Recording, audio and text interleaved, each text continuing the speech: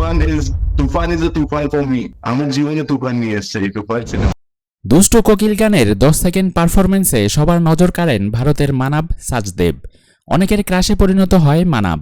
মানাব বলেন, সাকিব খান আমাকে মেরে জাস্ট জিন্দা করে দিলেন। আসলে গানটি প্রকাশের পর মানাবের ফ্যান ফলোয়ার যেভাবে বেড়েছে এবং মানাবকে মানুষ চিনেছে যেভাবে, তাই তার এই কথা যথার্থই। শাকিব আমাকে like he has given me life in every heart in right now in Bangladesh, I would believe that, I mean আমাকে মেরেও জিন্দা করে দিল। তুফান মুভিতে কাজ করার অনুভূতি প্রকাশ করতে গিয়ে তিনি বলেন, এই মুভিতে কাজ করতে গিয়ে আমার নতুন ফ্যান ফলোয়ার হয়েছে। তারা আমার কাছে নতুন ফ্যামিলি অ্যাড হওয়ার মতো। শুটিংয়ের প্রত্যেকে আমাকে অনেক ভালোবাসা দিয়েছে। এই অভিজ্ঞতা ভুলার নয়।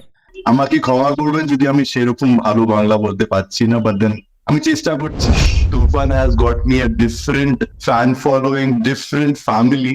I've got a different family. I mean, right? Shakib Bhai is a massive star in Bangladesh, and তাকে প্রশ্ন করা হয়, এরপর যদি সাকিব খানের মুভিতে কাজের জন্য ডাক আসে তাহলে মানাব করবে কিনা, নাকি ছোট ক্যারেক্টার হলে বা স্ক্রিপ্ট ভালো না লাগলে করবেন না। মানাব বলে, সাকিব খান থাকলে আমি নির্দ্বিধায় রাজি হয়ে যাব। মানাবের 24 মিনিটের পুরো সাক্ষাৎকারটি দেখতে ডেসক্রিপশনে দেওয়া শারদ মিউজিক ভেঞ্চার্স চ্যানেলের লিঙ্কে গিয়ে আপনি দেখতে পারবেন। ধন্যবাদ সবাইকে।